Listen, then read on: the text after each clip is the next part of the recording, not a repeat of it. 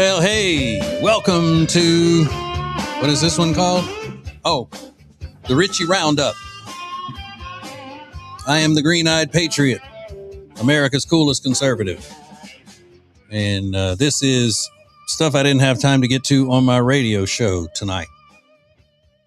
It just seems like I've been, doing nothing but talking about, well, I'll get to it in just a second. First of all, I got to ask you something. Look, if you ever need to send your lady some flowers, do me a favor and use Flowers Fast. That's one of my sponsors, Flowers Fast. If you go to tjritchie.com/deals, you'll see Flowers Fast. And when you go there and order it, then you'll get same day delivery at no extra charge. All right. So tjritchie.com/deals, Flowers Fast, order from that link and you'll get same day delivery at no extra charge. They're beautiful. Women are tripping out over them. They're loving them. And they're not super expensive, not a lot more expensive or any. They're normally priced flowers. I'll put it that way. Damn. I don't even know how to talk. I've been talking all day. This is the fourth show I've done today. By the time Friday night gets here, I am burnt, ladies and gentlemen. I am burnt. Look at that. I don't even know which glasses to wear on here. All right. So it seems like since today is Juneteenth, I've done nothing but talk about race today. So let me just finish it on out here. This is a clip that I had that I didn't have time to get to. And, I talk about it all the time. White guilt. White guilt is just crippling a lot of people. And it's mainly liberals, because liberals suffer from this white guilt because they believe that they are better than black people, and black people are that they are superior to black people by their birth. And no, it's the true definition of racism. So they always have to, mighty whitey has to help black people or brown people and all that. So this is a guy, typical left-wing guy, white guy sitting in his car making a video. And again, I don't understand why so many people have to go get in their cars to make video. They're not driving. He just got the video set up, the phone set up in his car to video himself. That's kind of like his set, I guess. Like my set here in front of this brick wall. See the brick wall? That's made of vinyl. Okay, so listen to him, and then everybody just ooh and ah over how great he is. Oh my God, you're so much better than everybody else. You're so not racist. Oh, that's what he wants. So let's give it to him. One thing that white people in America will never, ever admit, and that is that every disparity in the black community, from the gaps in wealth and income to housing and healthcare, we are ultimately responsible, not them. You see, what people didn't know in the 18th and 19th centuries is that there is no biological basis for race. So we know that if white people had been enslaved by black people, the outcomes would be the same, just in reverse. I mean, they used to think back then that black people were biologically inferior. Even Darwin thought that. But if we know that's not true, and that we are all the same, the sweeping discrepancies in outcomes across generations between white and black folks falls squarely on the architects of the system. And that's us, white people. Yeah. And to blame the people who live within the framework that's failing them, the framework that we built and that we refuse to fix, that is the ultimate gaslighting. Oh, aren't you so wonderful? Oh my God, you're so much better than all the other white people in the world. Oh God, I am in awe of your wonderful, wonderful heart and your sympathy. Oh, and your knowledge. You are so great. You have done it. You have done what you set out to do, mighty whitey, and that is you have gained moral authority over the rest of us. Oh, so Let me ask you this, Mighty Whitey, what are you doing about it other than getting in your car and making a video calling out white people? What you doing about it? Are you going into the black neighborhoods and trying to talk to people and trying to get people to understand that it's your fault? Why don't you try that? Why don't you go into the hood, and I want you to just pull up there and say, listen, everything that you experience that's negative is my fault as a white person. I dare you. Go, hey, this is my fault. If you go into a neighborhood, a black neighborhood, and find some poor people,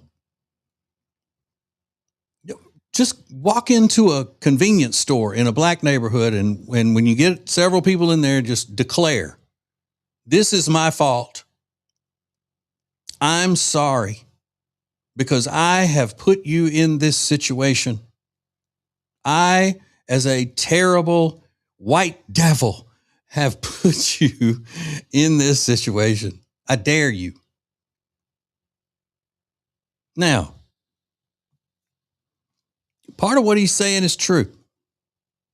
That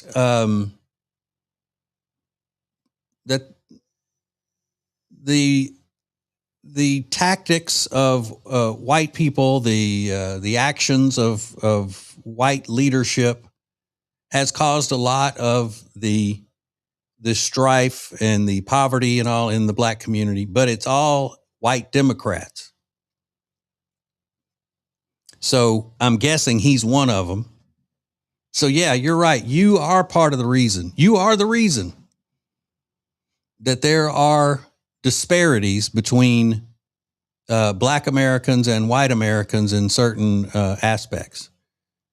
And you're also, I don't know if he was saying this or not, but I think he was trying to say that there are no poor white people at all in this country. There are no white people that have fallen into hard times, or no white people that have not been able to become winners in this system. Every white person is a winner. Every white person is thriving, according to this clown, right? It's only the black people, because the system was created for white people. So therefore, there are no white people who are losers in this system. Let's listen to him again, please. There's some of that I need to hear. There's again. one thing that white people in America will never, ever admit. And that is that every disparity in the black community, from the gaps in wealth and income to housing and healthcare, we are ultimately responsible, not them. You see, what people didn't know in the 18th and 19th centuries is that there is no biological basis for race. Yeah, blah, blah, blah. So we know that if white... So he's saying that no white people have a problem with poverty, with wealth, with income, with healthcare. It's all black people, and it's all because of white people. Because the system was created for white people to thrive. So therefore, there are no white people who aren't thriving in this system, right? Idiot. People have been enslaved by black people, the outcomes would be the same, just in reverse. I mean, they used to think back then that black people were... Listen, weenie. If black people enslaved white people, and that slavery ended 400 and something years ago or whenever, and the half of the country and the half of the political party in the country didn't work to keep white people in that system, then it would not be the same. It would be the same. So what's happened is, sure, black people were enslaved. Slavery, because of the Republicans,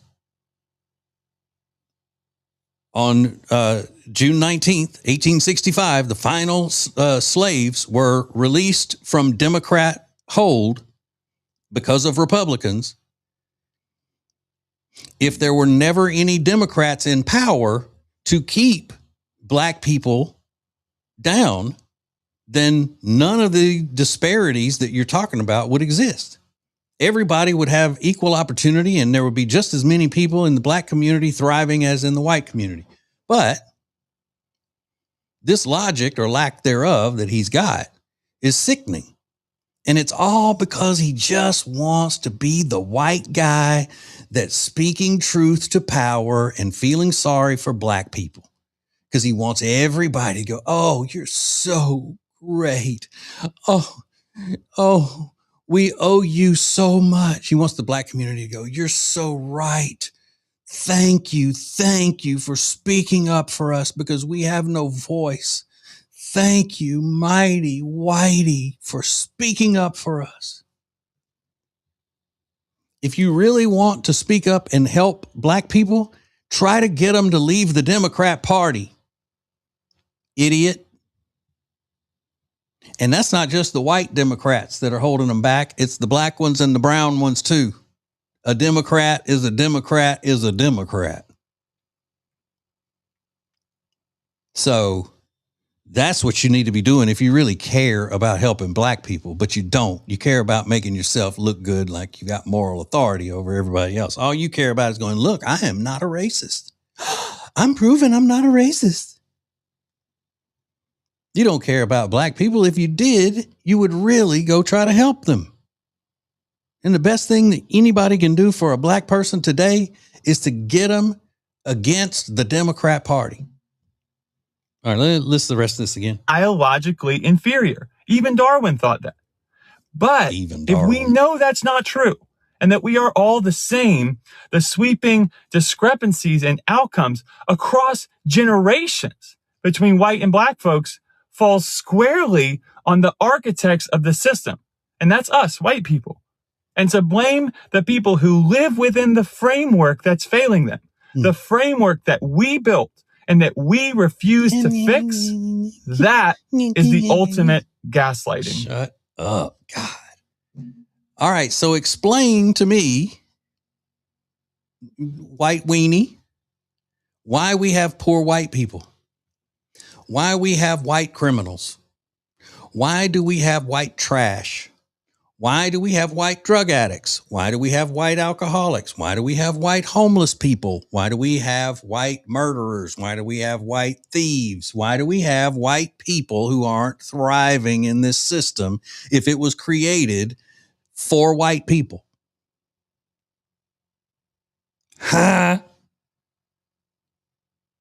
Why?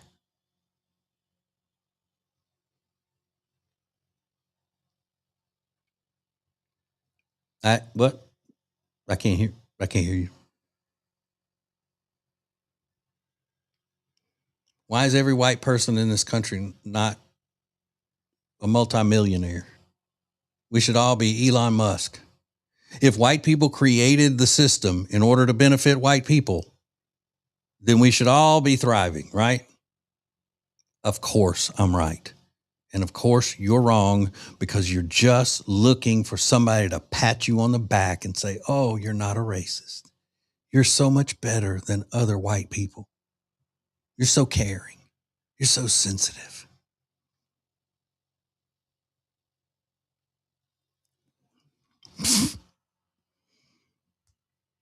You know, I bet he lives in a situation where he's comfortable and he feels guilty about it. Yet he doesn't feel guilty enough to actually try to do something to help black people that he sees that are impoverished or that he feels are impoverished because of the system. You know how I know he's not genuine? Because he used the word folks.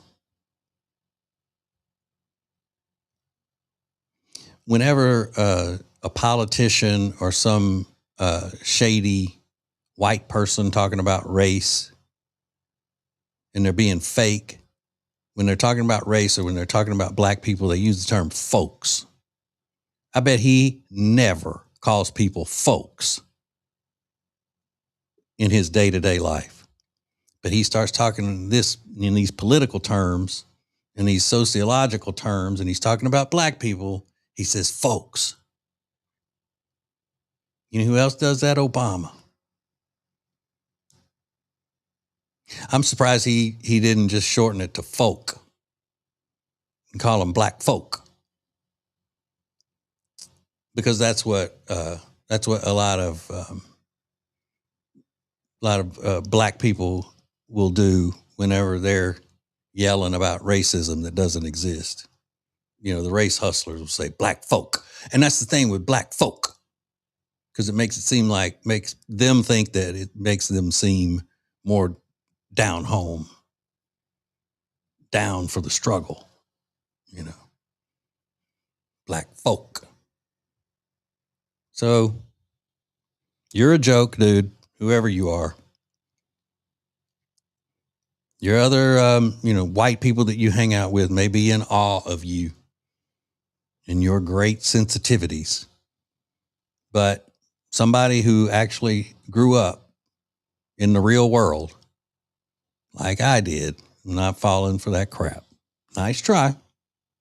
All right, it's Friday night. I got to go do something fun, y'all. Well, at least for a few minutes, and then I got to go to bed. That's it for the Ritchie Roundup for this week. Thank you very much for watching and listening. If you want to see any of my other podcasts or listen to them, I did a new Political Smoke today. That podcast that's about cigars and the issues. You can go get that on Apple Podcasts, Spotify, or YouTube, as well as the 100 other podcasts that I do. Just trying to get by, baby. Just trying to make something happen. Have a great weekend. We'll talk to you Monday. Bye.